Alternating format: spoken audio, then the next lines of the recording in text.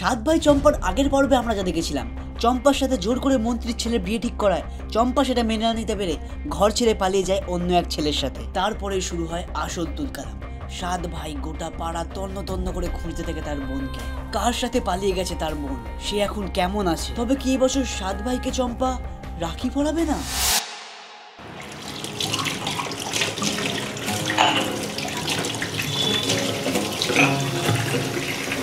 বাবা, এত দেরি হয়ে গেল, মানুষটা গেল কোথায়? এখনো এসে পৌঁছালো না। টমেটো দিন 500।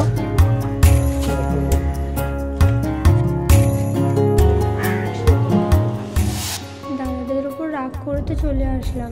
ভেবেছিলাম ওদের সাথে কোনোদিন কথা বলবো না, কিন্তু সেই ওদের কথাই মনে পড়ছে।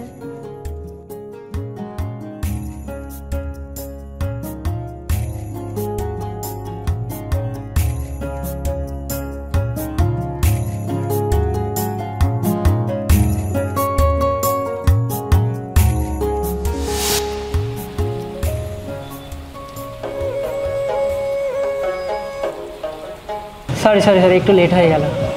আসার সময় হলো এখন। শোনো না, একটা কাজের খোঁজ পেয়েছি, বুঝলে তো? টাকা যা ছিল সবই তো শেষ। আজকে না গেলে চালানো মুশকিল হবে এবার। আজকে বরং আমি আসি। কিন্তু আরে কিছু খেয়ে তো যাও। আরে কিছু খেয়ে যাবে তো। দূর, চলে গেল, একটাও কথা শোনে না। এই ছেলেটা না সত্যিই বাবা।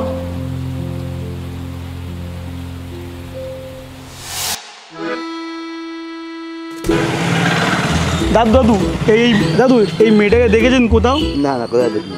কোথাও দেখেন না। এই জগতে ভাই বোনের সম্পর্ক বিচ্ছিন্ন করে কোন মূর্খ একটা বালকের সাথে আমার বোনটা পলায়ন করলো। জানি না সে কোথায় এখন। ভগবান, আমার বোনটাকে রক্ষা করো। বোন, তুই কোথায় বোন? হ্যালো গাইস, তোমাদের একটা হেল্প লাগবে। আমার বোন চম্পা এখন নিখোঁজ। আরে সবাই ক্যাম্পা করে লিখছে কেন? ওটা চম্পা হবে, মাথায় খারাপ। মাই লিটল সুইট সিস্টার বাড়ি থেকে গন। এই দেখো, সাত ভাই চম্পার নাম, হাইট হচ্ছে তাল গাছের মতো। তো গাইস, ব্যাপারটা এখন এটাই। ব্লগ বন্ধ করতো। বোন, এই বোন কোথায় তুই? বোন চম্পা, তুই বোন কোথায় গেলি রে? তোকে ছাড়া আমরা কি করে থাকবো? এই তুই ঢংটা করে বন্ধ করতো, তাড়াতাড়ি চল তো, বোনকে খুঁজতে হবে। দাঁড়া হ্যাঁ গাইস, এখন টাটা। আমরা এখন অনলাইনে খুঁজি, তোমরা এখন অফলাইনে খুঁজো। দাদা কি সব ভুলভাল বলছিস? না গাইস, আপনারা অনলাইনে খুঁজুন, আমরা অফলাইনে খুঁজছি। বলছি কাকু, আপনি কি দেখেছেন এনাকে কোথাও? না, আমি তো দেখি না বা জানি না। আচ্ছা।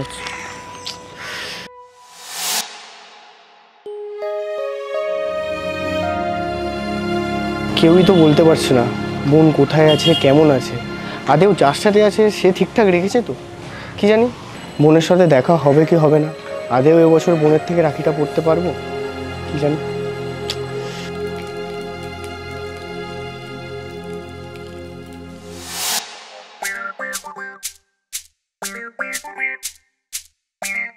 এনে খা। এটা কে বানালো রে? কে আবার? আমি। তাই বলছি, এটা তুই ছাড়া আর কারোর কাজ না। হঠাৎ এইরকম কেন কথা বলছিস? ও বুঝেছি। ও মা গো, ফাইনালি বুঝলি? আমি এত ভালো রান্না করি যে এটা খেতে মুগ্ধই হয়ে গেছিস। আমি একটু টেস্ট করে দেখি।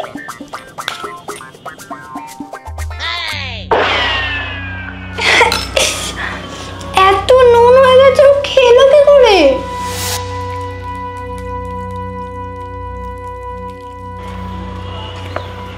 এনাকে দেখেছেন? বলছি এনাকে এখানে কোথাও দেখেছেন?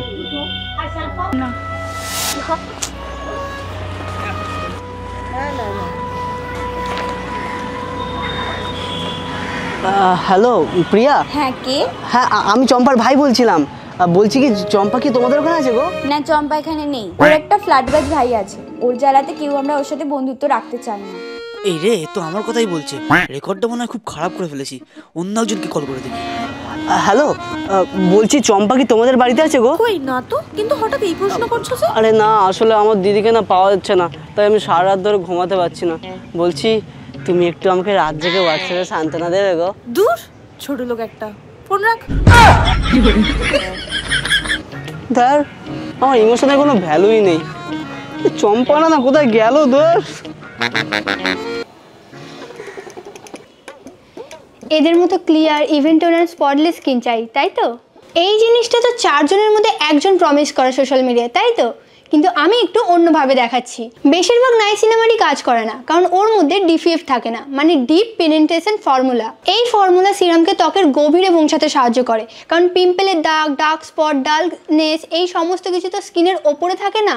তো যদি সিরাম ভেতর পর্যন্ত পৌঁছাতেই না পারে তাহলে কাজ করবে কি করে? তাই জন্য তো আমি ইউজ করি ডার্মাকো 10% নাইসিনামাইড ফেস সিরাম।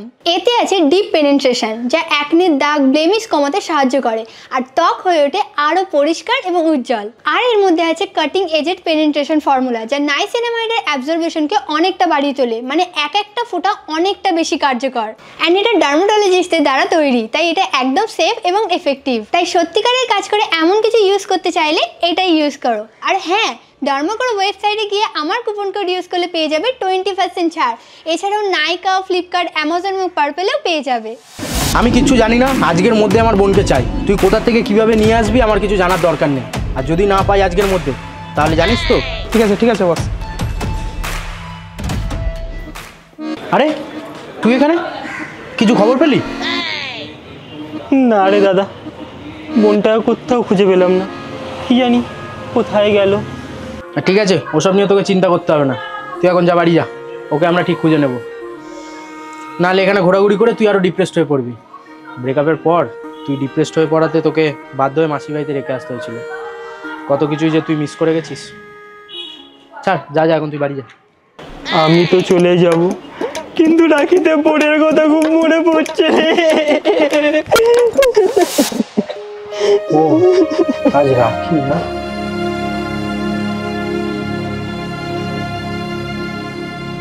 আজকে রাখি?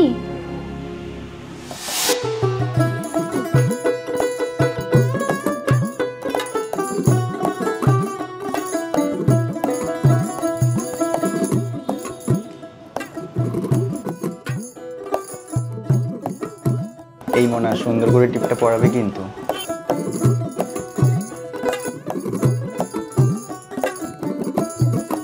দে এবার সবাই এক এক করে আমার গিফটটা দিয়ে ফেল দেখি। আরে দাদারা আছে, এটাই তো তোর সব থেকে বড় পাওনা রে। উফ মা, তুমি এই করে করে প্রতিবার আমার গিফটগুলো মিস করিয়ে দাও। পাগলি কোথাকার, এখন দাদারা আছে বলে তো কিছু বুঝতে পারছিস না। দুদিন পর যখন বিয়ে হয়ে শ্বশুর বাড়ি চলে যাবে, দেখবি দাদাদের কথাই সব থেকে বেশি করে মনে পড়বে।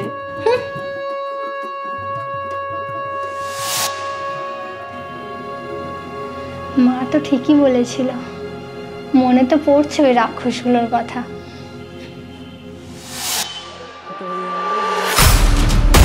সরি, ঠিক আছে। বস, চম্পা দিকে খুঁজে পেলাম না। মারবো একটা কানে ঘোড়ায়, একটা কাজও ঠিক করে করতে পারিস না। এই পাড়ায় পুরো চত্বর ঘুরে এলাম, মুখপুরিটা কোথায় ঢং করছে কে জানে। পেয়ে গেছি ভাই, পেয়ে গেছি। চম্পার খোঁজ পেয়ে গেছি। এই পোস্টার দেখে আমাদের বোনকে একজন চিনতে পেরেছে। সে কোথায় কার সাথে আছে সব বলে দিয়েছে।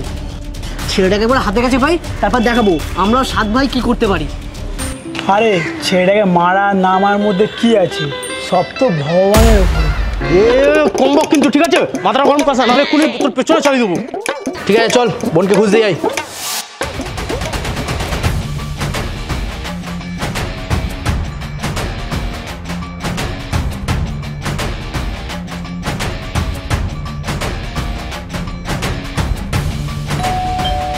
হ্যাঁ, গেট খোলা আছে, ভেতরে চলে আসো।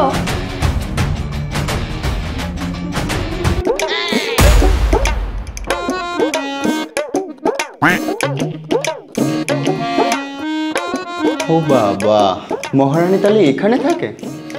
ভালোই, তাহলে বলে ফেলো ছেলেটাকে। ঠিক এই কারণেই আমি তোদের সাথে বাড়িতে থাকতে চাইনি। তোরা কেউ আমায় কোনোদিন বুঝলি না। ওসব বোঝাবুঝি পরে হবে। সোজাসুজি বলবি নাকি আমি ব্যবস্থা নেব?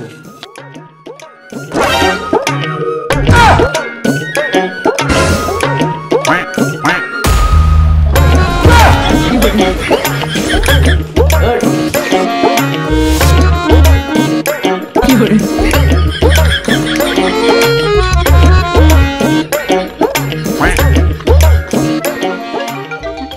কি করি, কি করে বাঁচাবো ওকে ওদের হাত থেকে?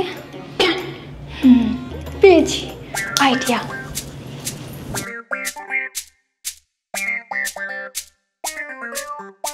ভাগ্যিস রাখিগুলো গিয়ে কিনে এনেছিলাম, ভেবেছিলাম সব ঠিক হয়ে গেলেই পরাবো, কিন্তু এখন তো আর কোনো উপায় দেখছি না। দাদা, তোরা ওকে ছেড়ে অন্তত আমার সাথে একটু ঘরে চল। আজ তো রাখি, তোদের আমি এই রাখিগুলো পরিয়ে দিই, তারপর তোরা যা বলবি আমি তাই শুনবো। তোরা যদি বলিস ওকে ছেড়ে দিতে, আমি তাহলে সেটাই করব। চম্পা, তুমি এটা বলতে পারলে? কি করব বলো, আমার দাদারাই আমার কাছে সব। ঠিক আছে চম্পা, তোকে বিশ্বাস করতে পারি তো আমরা? আরে এতে বিশ্বাস অবিশ্বাসের কি আছে? বোন আমাদের রাখি পড়াবে, এটাই তোমাদের কাছে পাও না নাকি? চল চল চল, এতে বিশ্বাস অবিশ্বাসের কি আছে বলতো? চল চল।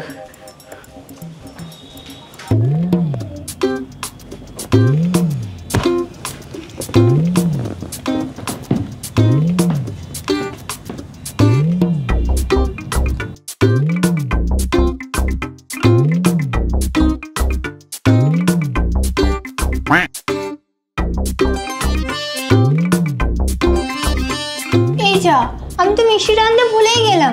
তোরা বস, আমি নিয়ে আসছি। না না, তুই বস, কোথায় আছো বল, আমি গিয়ে নিয়ে আসছি। আরে এটা বোনেদের রিচুয়াল, বোনেদেরই মিষ্টি আনতে হয়। তোরা বস।